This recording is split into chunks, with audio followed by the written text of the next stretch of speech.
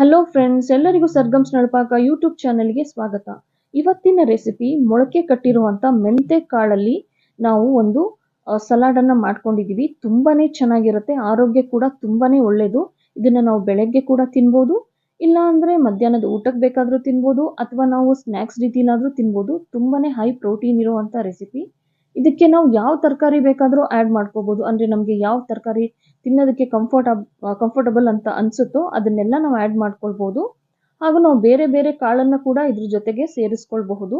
ನಾನು ಕೆಲವೊಂದು ಪದಾರ್ಥಗಳನ್ನು ಹಾಕೊಂಡು ಇದನ್ನು ಮಾಡ್ಕೊಂಡಿದ್ದೀನಿ. ನೀವು ನಿಮಗೆ ಯಾವ ತರಕಾರಿ ಬೇಕೋ ಅದನ್ನೆಲ್ಲ ಹಾಕೊಂಡು ಮಾಡ್ಕೊಳ್ಳಿ.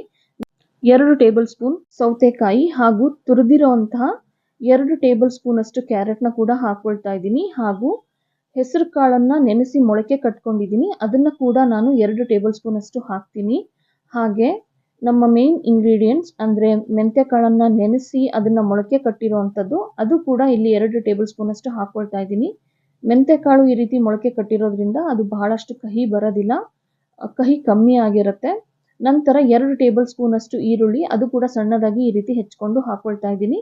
ಮತ್ತೆ ನಿಮಗೆ ಯಾವುದೆಲ್ಲ ತರಕಾರಿ ಬೇಕು ಅದನ್ನು ಹಾಕ್ಕೊಳ್ಬೋದು. ನಂತರ ಅರ್ಧ ಟೀ ಸ್ಪೂನ್ ಅಷ್ಟು ಪೆಪ್ಪರ್ ಪೌಡರ್ ಅಂದರೆ ಮೆಣಸಿನ ಪುಡಿ, ಹಾಗೂ ರುಚಿಗೆ ತಕ್ಕಷ್ಟು ಉಪ್ಪು. BP ಇದ್ದವರು ಉಪ್ಪನ್ನು ಸ್ಕಿಪ್ ಮಾಡ್ಕೊಳ್ಳಿ. ಹಾಗೂ ಅರ್ಧ ನಿಂಬೆ ಹಣ್ಣನ್ನು ಹಿಂಡ್ಕೊಂಡು ಚೆನ್ನಾಗಿ ಮಿಕ್ಸ್ ಮಾಡ್ಕೊಳ್ಳೋಣ.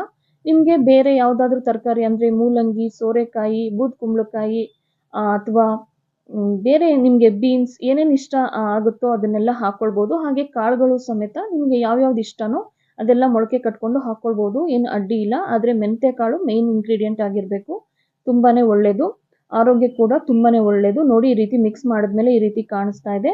ನಾವು ನಮ್ಗೆ ಯಾವಾಗ ಬೇಕೋ ಆವಾಗ ತಿನ್ಬೋದು, ಆದರೆ ಬೆಳಗ್ಗೆ ತಿಂದರೆ ತುಂಬಾ ಒಳ್ಳೆಯದು. ಮತ್ತೆ ಸಿಗೋಣ ನಮ್ಮ ಮುಂದಿನ ರೆಸಿಪಿಯಲ್ಲಿ.